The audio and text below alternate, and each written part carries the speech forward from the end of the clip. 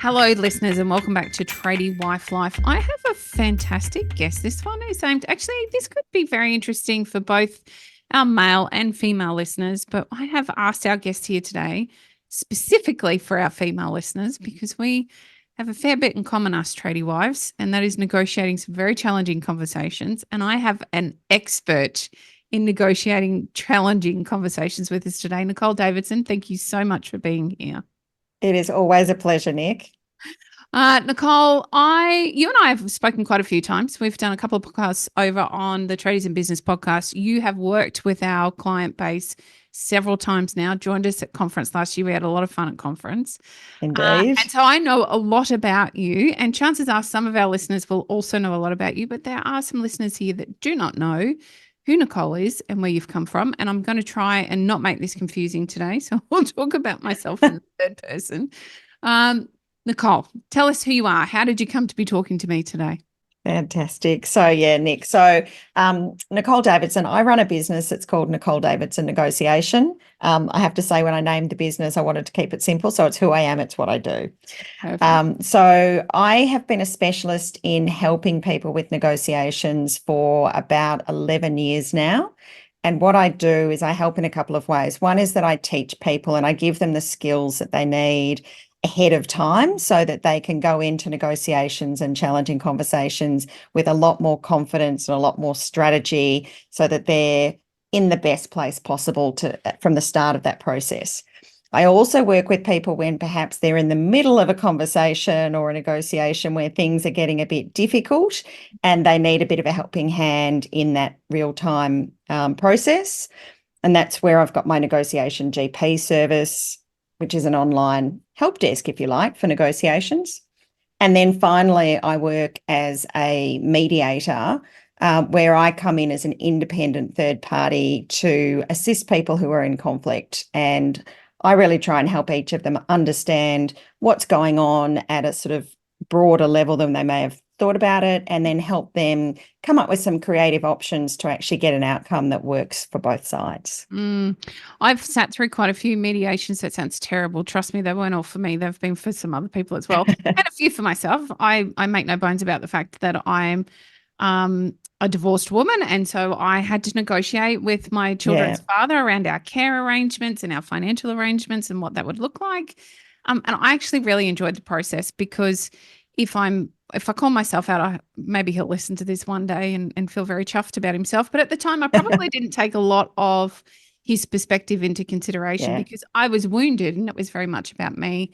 And then on a work sense, I've had negotiations with clients where things have gone awry at times. And again, I think it can take a lot of the emotion out of the room when you have a third party there that is trained in negotiation to help you understand, okay, I really didn't think about the client's point of view, or perhaps they didn't really think about my point of view and how it's impacted each of us. So I think that it's one of those services or one of those times where many of us would approach with trepidation and fear. And yet actually it's really empowering and a great opportunity for you to move through a process instead of being as stuck as you are.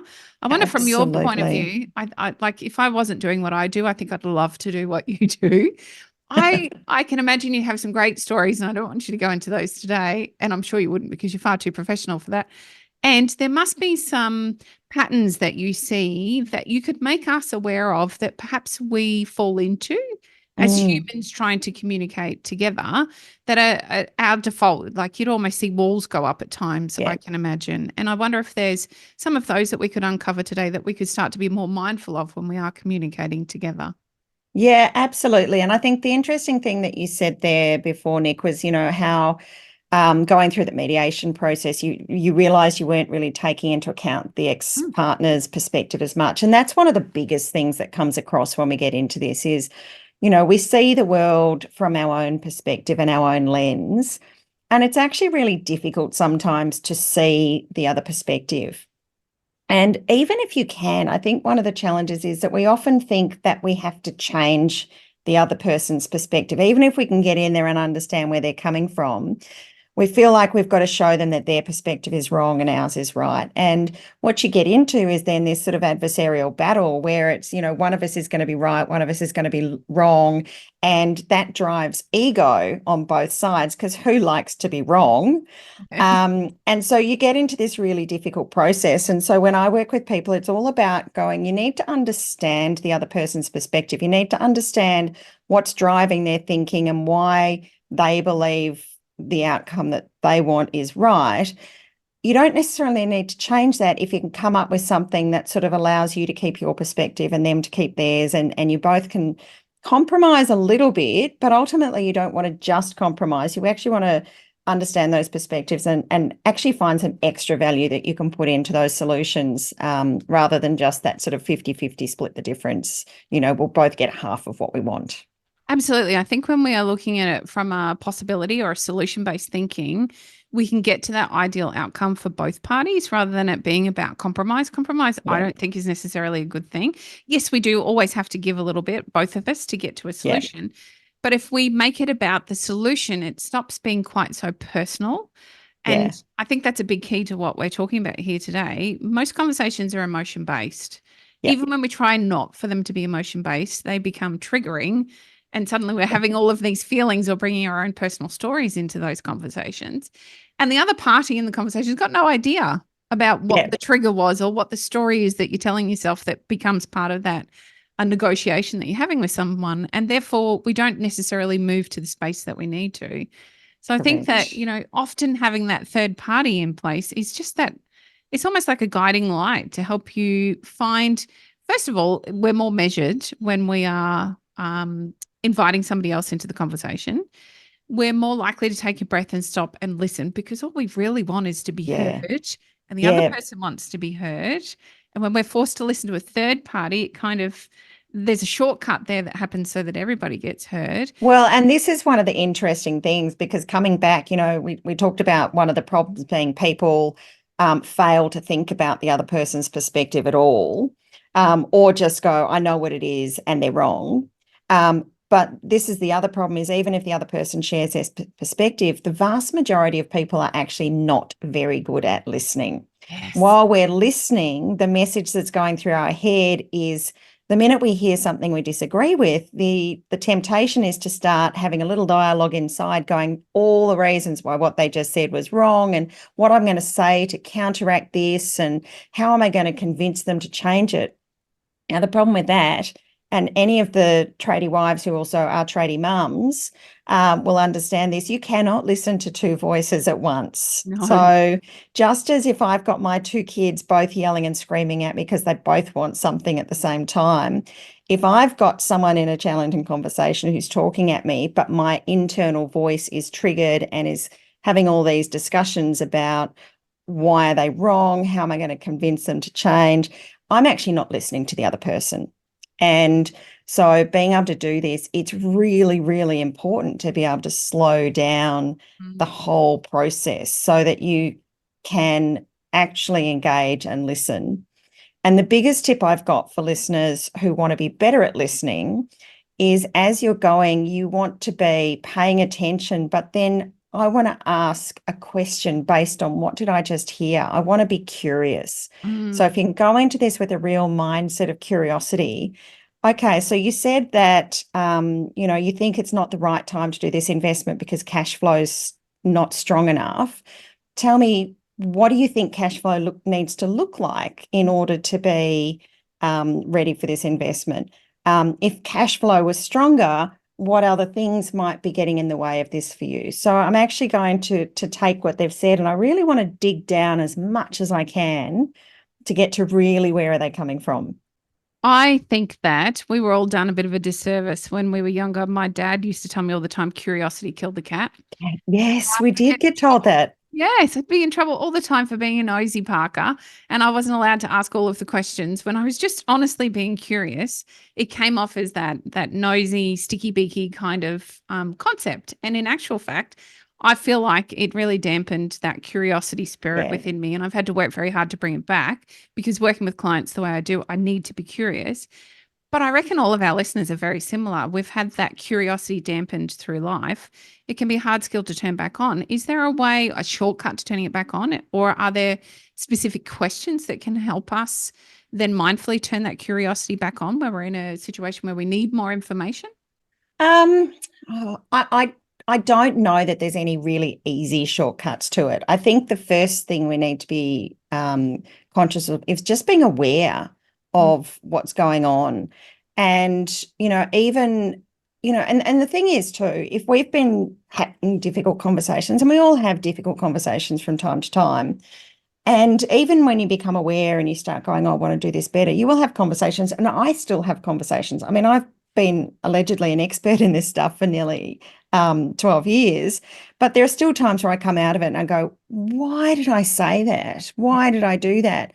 But it's that taking the time afterwards to reflect and go, what could I have said differently, or what could I have asked, that is the best way to kind of improve those skills, because it's the reflective piece that is where the learning comes from.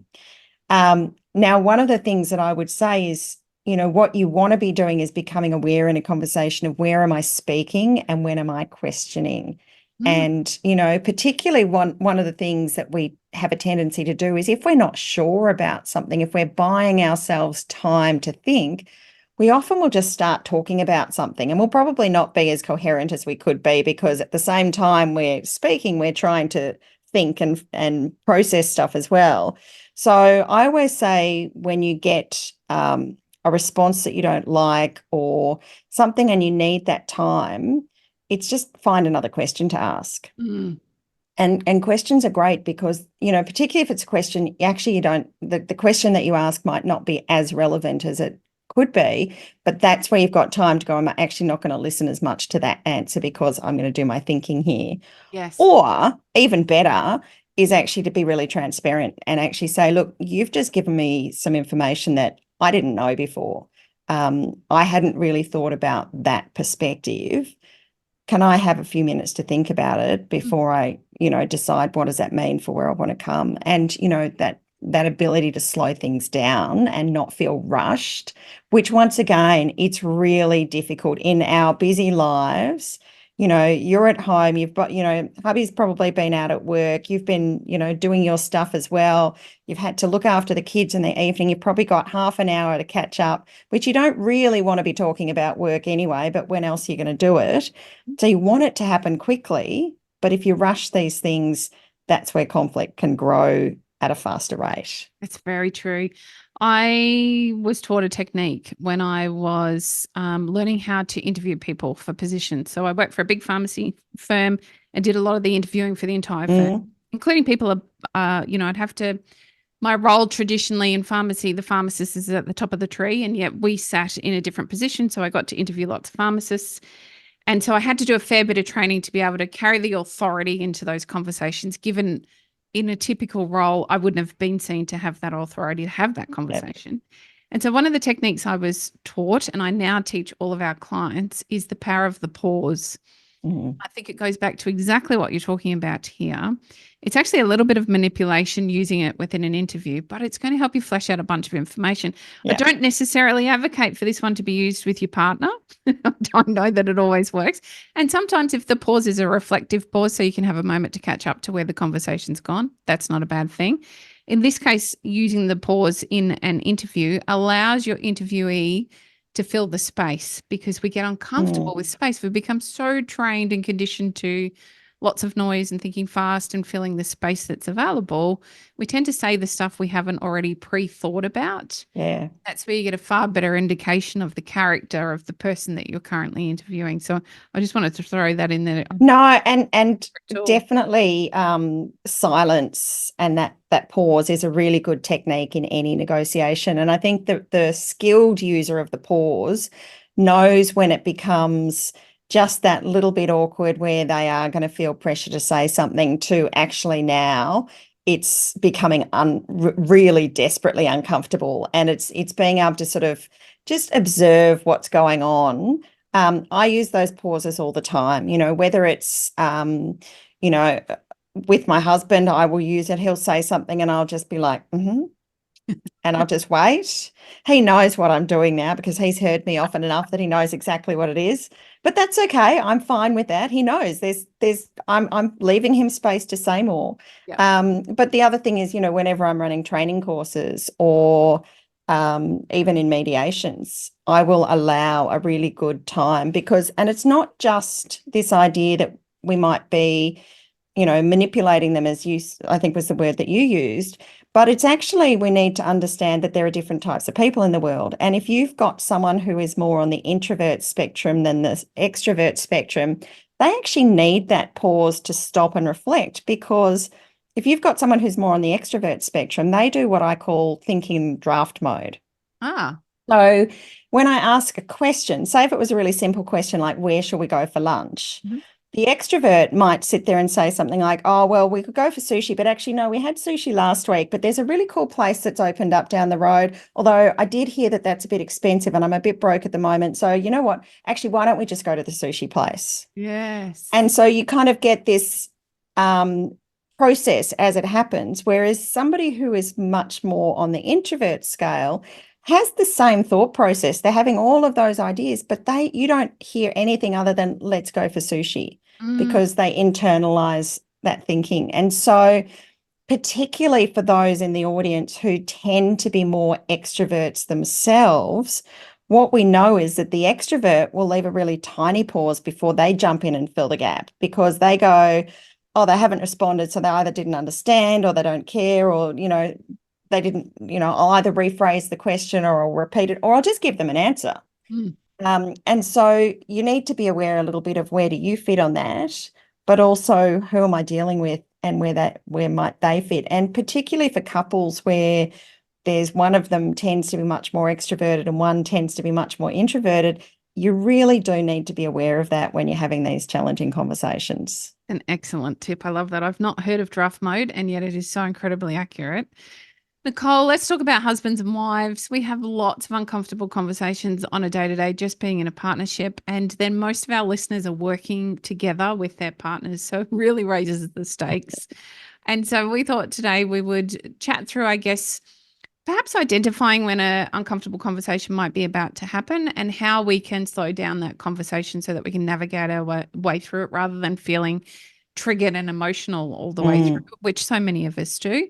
Can you give us maybe your top tips on how to navigate first understanding that, okay, this conversation is about to get challenging, or how to set the frame if the conversation needs to be challenging? If we're taking a difficult question perhaps to our partner, how could we set that up then? Yeah. And look, I think there's two things. For me, there's two things that make a conversation challenging. One is we're afraid of the response that we're going to get, or we're afraid of the reaction that will come from even putting this question out there. And the second one is that we think the other person is going to get really upset. Mm-hmm. So it depends once again on who's there asking the question as to which one might be driving the difficulty in the conversation. Yeah.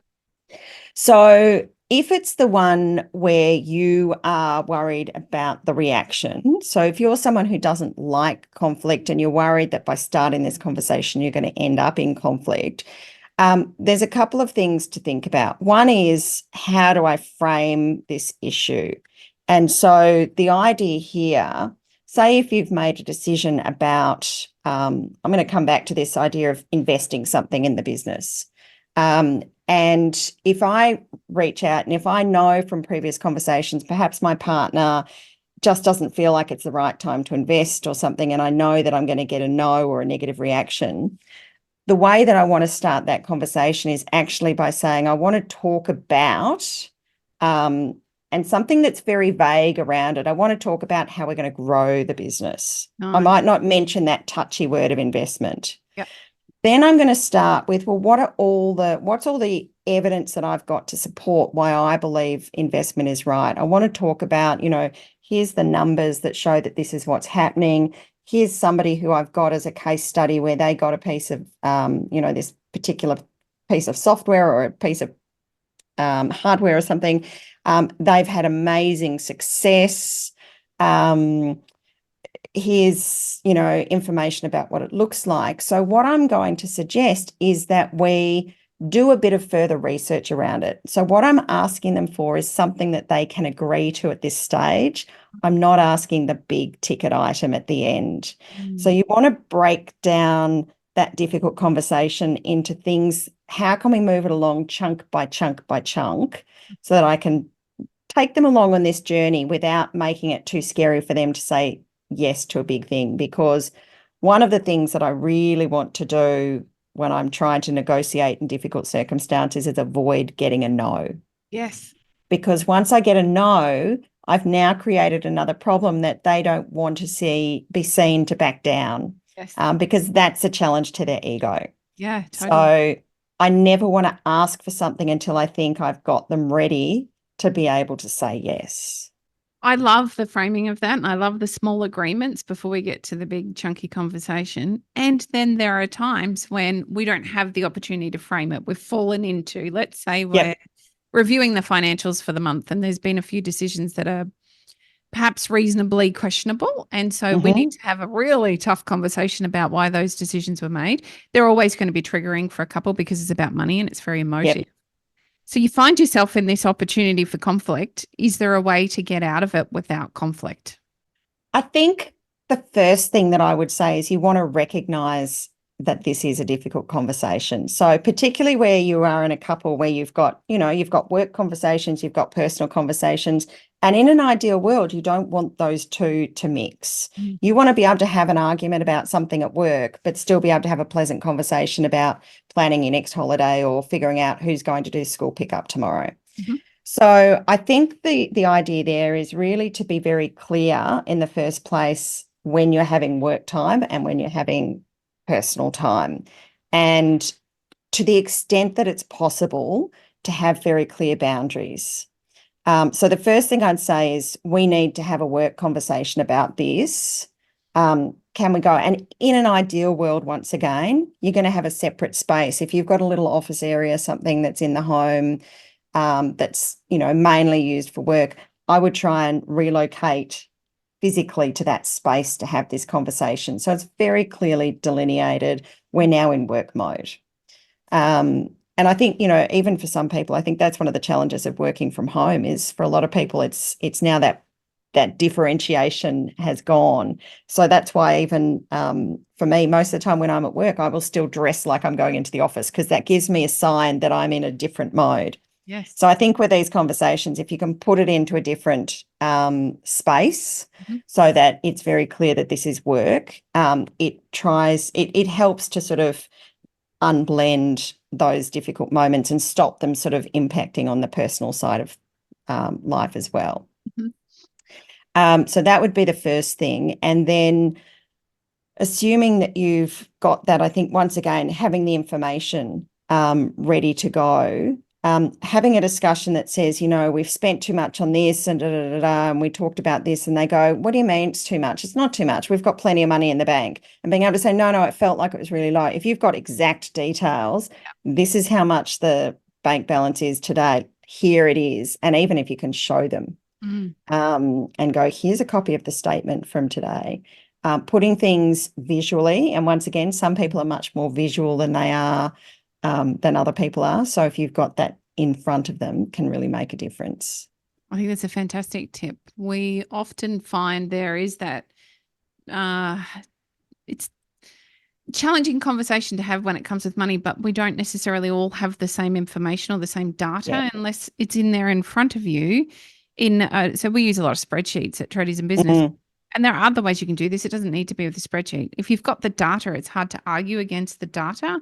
It takes a lot of the emotion out of the conversation. Yeah. Same can be said when we're dealing with a challenging client. If we've got data in front of them, so that's why it's so important to have your contracts, for example, nice, tight and clear. We've got good terms and conditions. We can always pull back to that. And there's nearly always a solution in there anyway. It doesn't need to be. Yeah. And the interesting thing about that is when you look at conflict, the data is absolutely critical. So I use a tool called the ladder of inference, and a sort of shortened version of that.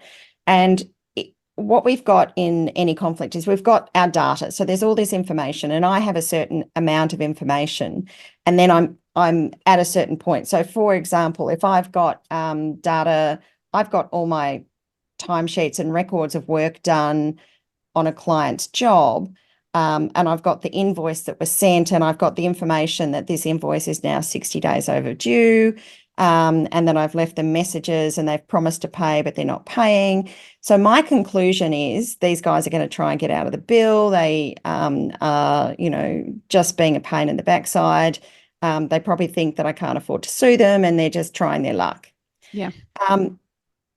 And I'm probably going to be feeling pretty angry about that.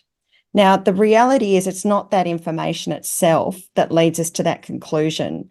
It's the interpretation that we put on that information. And so when you've got a conflict, what you want to be doing at the beginning is to go, okay, well, once I start this conversation, I need to know, does the other person have all the data that I've got? And is there any data that they've got that I don't already have? Then I need to go, okay, well, regardless of we now have the same set of data because we've shared our data, but are we interpreting it or making different assumptions about that data? So if the client goes, yeah, I understand you've sent me the invoice, I understand it's 90 days, but I've been told that builders typically expect payment within 90 days, even though it says 60. So I assumed I had another 30 days to pay it. Well, that's a very different scenario to the client going, actually, no, here's some data that I'm going to give you that you didn't have before, which is I've got somebody else to come in and they've identified 74 defects. Yeah. And so it's really about going in, you've got to actually figure out, well, can we share our information? What do you know? What do I know? And how are we interpreting it? My interpretation might be if it says 60 days, if it says 14 days, it's 14 days, and you wouldn't expect it to be any longer than that. No, totally. I couldn't agree more.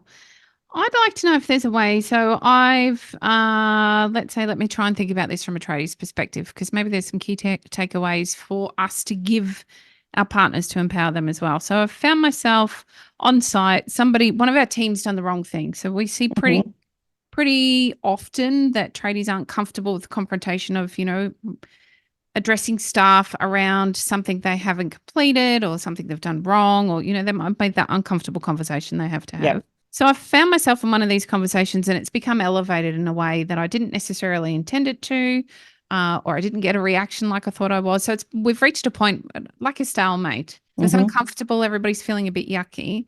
Are there some techniques that we can utilize to remove ourselves from that conversation or pause that conversation in a way that leaves everyone feeling heard, validated, and empowered? Or are there times in which that just won't work at all?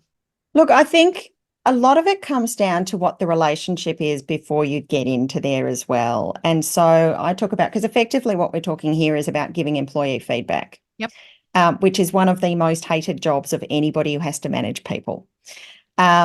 And the challenge with that is I talk about when you're giving feedback, there's sort of three types. One is evaluative feedback, which is, when you come to the end of the year and you're doing a performance review to go, are we going to give this person a pay rise, or do they get some sort of bonus, or are they going on to performance management because they're not meeting the standards?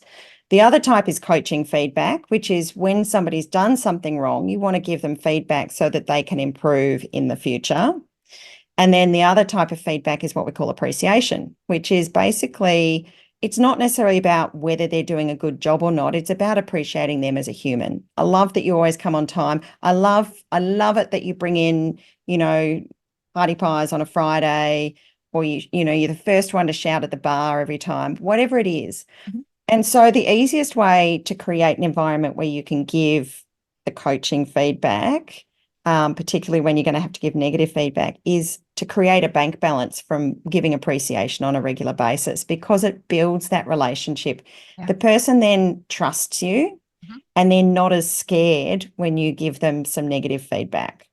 So that would be the first thing. Now, of course, sometimes you get to the point where you've got to give that negative feedback and you haven't got that base to fall back on.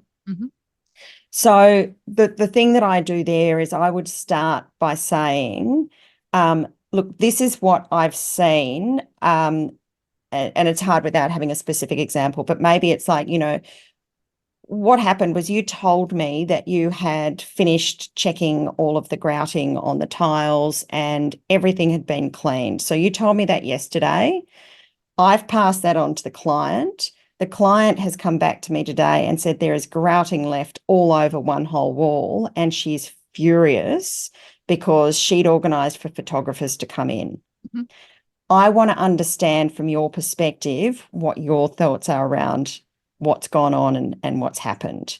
And before I just go in saying this is all the bad stuff and this is why it's wrong and this is what we're going to do, I want to give them that opportunity to talk so that they feel like it's a conversation rather than it's just a bollocking. Love it. That is an absolutely fantastic tip. And I know lots of tradies that have found themselves in a position where they've forgotten to do the pre-work and they've just gone straight Yeah. into the bollocking. And it's turned into, you know what, typically, well, any of us, when we feel attacked, right, we all go on to Yeah. the defensive mode.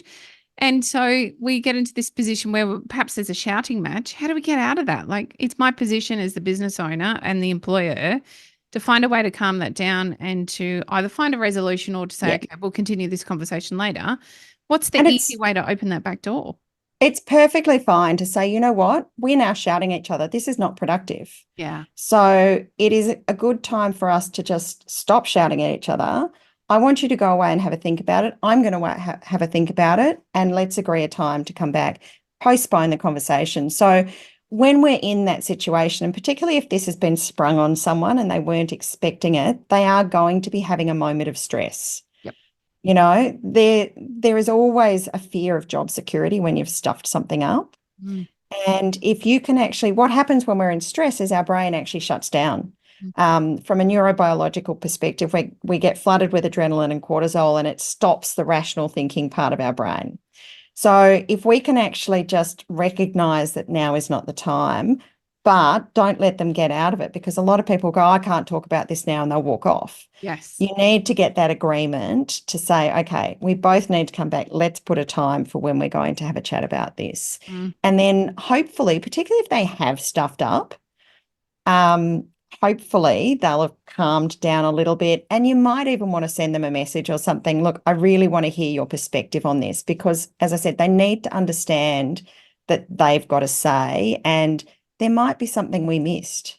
Yeah. Maybe the client came in and said, oh, look, we're just photographing it from this angle, so don't worry about that wall. And you said it was done because what the client needed to have done was done. Mm. Now, we're never going to hear that if we just rage in and give them a bollocking. So creating that space and making them feel that they're going to be heard is just super critical. I think every tip or everything that we've spoken about today is actually really good parenting advice as well.